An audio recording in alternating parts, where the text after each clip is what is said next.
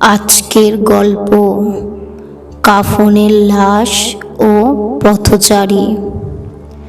আমি এখন যে ভৌতিক গল্পটি বলবো সেটি কোনো বানানো বা কাল্পনিক নয়।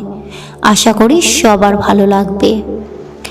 এই গল্পটির ঘটনা ঘটেছিল প্রায় 25 থেকে 30 বছর আগে।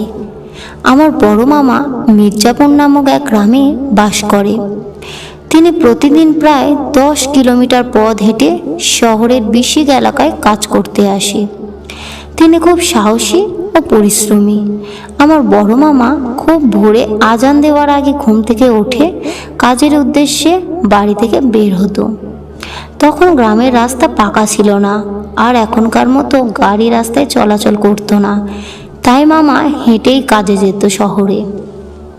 আবার শহর থেকে কাজ শেষ করে বাড়ি ফিরত অনেক রাত হয়ে যেত।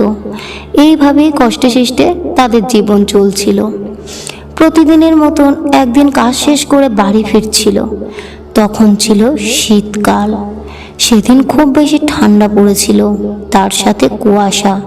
চারিদিক তেমন ভালো করে দেখা যাচ্ছে না। মামা গায়ে চাদর জড়িয়ে ধুলো মাখা পথে হেঁটে হেঁটে বাড়ি যাচ্ছিল। রাত তখন বেশি হয়নি, কিন্তু শীতের রাত, তাই কেউ বাইরে নেই। মাঝে মাঝে দূর থেকে শিয়ালের এক করুণ সুর ভেসে আসছে। হঠাৎ মামা চলার পথে তার কিছুটা সামনে একটা কাফনের লাশের মতন কোনো এক মৃত মানুষ যেন তার সামনে শুয়ে আছে। কিন্তু ঘন কুয়াশার কারণে সে ভালো করে দেখতে পেল না। তবে ওটা যে সাদা কিছু হবে তা বুঝতে পারল। সে ভয় না পেয়ে সামনের দিকে হাঁটতে লাগলো, কিন্তু কাফনের লাশটা যেন তার সামনে পথ আগলে দাঁড়িয়ে আছে। মামা ছিল খুব সাহসী, তাই সে চিন্তা করলো সামনে সাদা জিনিসটা কি তা দেখবে, কোনো মানুষ নাকি অন্য কিছু। মামা যত সামনে এগিয়ে যায় কাফনের লাশটাও সামনে থাকে। সামনে থেকে কিছুতেই দূর হচ্ছে না। তখন মামার মনে কিছুটা ভয় অনুভব করছে। এভাবে কিছু দূরে যাওয়ার পর সে সাদা জিনিসটাকে স্পষ্ট দেখতে পেল। আর তখন যা দেখলো, একটা সাদা কাফনের চকলেটের মতন করে মোড়ানো লাশ তার সামনে দাঁড়িয়ে আছে। মামার হাত পা তখন স্থির হয়ে শরীরটা ঘামতে শুরু করলো। সে তখন চিন্তা করলো সামনের দিকে এগিয়ে যাবে নাকি পিছিয়ে দৌড় দেবে। কিন্তু তিনি ছিলেন খুব সাহসী, তাই বুকে সাহস নিয়ে এক পা দুপা করে সামনের দিকে এগোতে লাগলো। চোখের পলকে হঠাৎ লাশটি উধাও হয়ে গেল। মামা একটু স্বস্তির নিঃশ্বাস ফেলল, আর কোনো দিকে না তাকিয়ে জোরে জোরে সামনের দিকে হাঁটতে শুরু করলো।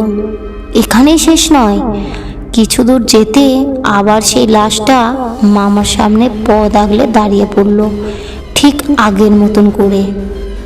মামা চিন্তা করলো এখন সে বাড়ি যাবে কি করে। রাস্তার আশেপাশে কোনো বাড়িও নেই যে সে বাড়িতে আজকে রাতটা আশ্রয় নেবে। তবে কিছুটা দূরে একটা ছোট্ট দোকান আছে, আর দোকানদার সেই দোকানেই রাতে শুয়ে থাকে। তাই সে চিন্তা করলো যেভাবেই হোক ওই দোকান পর্যন্ত যেতেই হবে। ঠাকুরের নাম জপ করতে করতে যখন দোকান পেয়ে গেল, দোকানদারকে জোরে জোরে ডাকতে শুরু করলো।